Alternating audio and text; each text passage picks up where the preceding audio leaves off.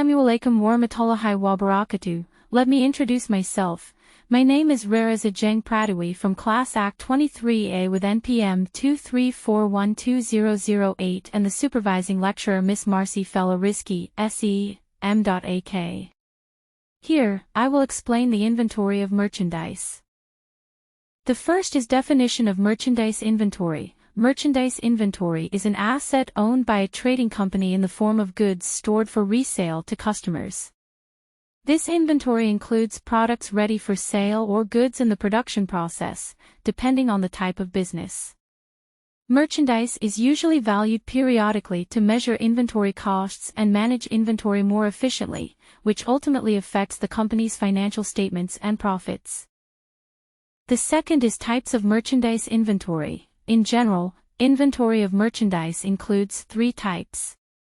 1. Raw materials, unprocessed raw materials.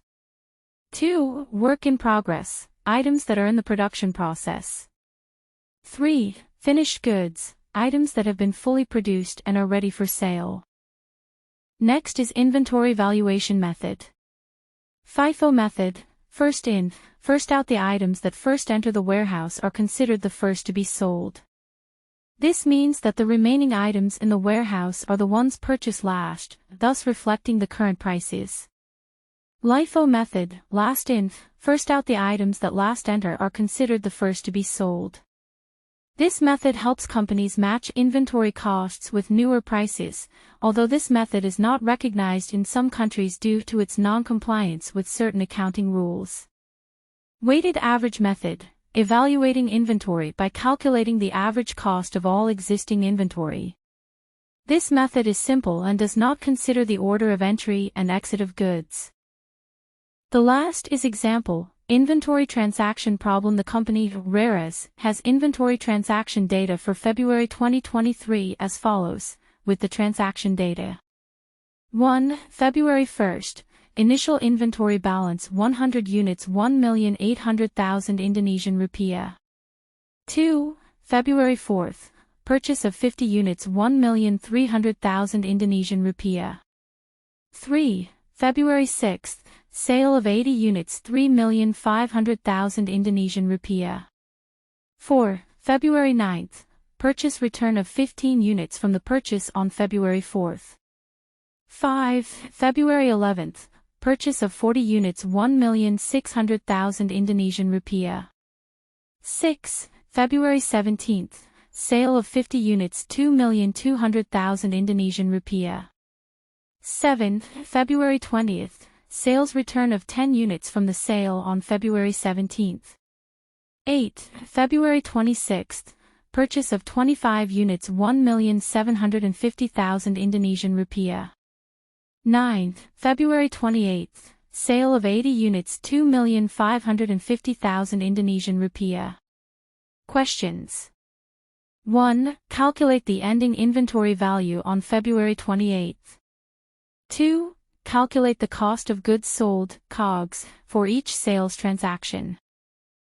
The answer is the table below explains the recording of inventory transactions using the perpetual FIFO, first in, first out, method as follows. January 2nd, opened with initial inventory of 100 units at a price per unit of 18,000 Indonesian rupiah, so that the total merchandise inventory is 1,800,000 Indonesian rupiah.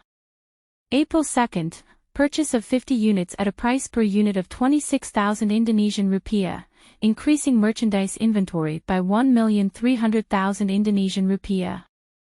Total merchandise inventory becomes 3,100,000 Indonesian rupiah with 150 units. June 2nd, sale of the first 80 units of stock at a cost of 18,000 Indonesian rupiah per unit, FIFO method, so that the total cost of goods sold is 1,440,000 Indonesian rupiah. Remaining inventory is 70 units with a total value of 1,790,000 Indonesian rupiah. September 2nd, purchase return of 15 units at a price of 26,000 Indonesian rupiah per unit, reduces total inventory by 390,000 Indonesian rupiah, so that total merchandise inventory becomes 1,790,000 Indonesian rupiah with 105 units. November 2nd, purchase another 40 units at a price of 40,000 Indonesian rupiah per unit, increases inventory by 1,600,000 Indonesian rupiah. Total merchandise inventory becomes 3,390,000 Indonesian rupiah with a total of 145 units. February 17th, sale of 50 units at a purchase price of 18,000 Indonesian rupiah per unit, reduces inventory by 900,000 Indonesian rupiah. Total merchandise inventory becomes 2,490,000 Indonesian rupiah with 95 units remaining. February 20th, sale return of 10 units, returns inventory by 180,000 Indonesian rupiah. Total merchandise inventory becomes 2,670,000 Indonesian rupiah with 105 units remaining. February 26th, purchase of 25 units at a price of 70,000 Indonesian rupiah per unit, increased inventory by 1,750,000 Indonesian rupiah, so that the total merchandise inventory becomes 4,420,000 Indonesian rupiah with 130 units remaining. February 28th, sale of 80 units at a cost of the first unit of 18,000 Indonesian rupiah, for 10 units, and 40,000 Indonesian rupiah, for 70 units, resulting in a total cost of goods sold of 2,010,000 Indonesian rupiah. The total merchandise inventory remaining is 2,410,000 Indonesian rupiah with 50 units. 2. Calculate the cost of goods sold, COGS, for each sales transaction. Solution. COGS equals beginning inventory plus net purchases, ending inventory. Beginning inventory 1,800,000 Indonesian rupiah.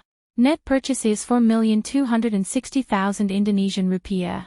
Minus ending inventory, 2,410,000 Indonesian rupiah. So, the cost of goods sold is 3,650,000 Indonesian rupiah. That's all the explanation I can provide.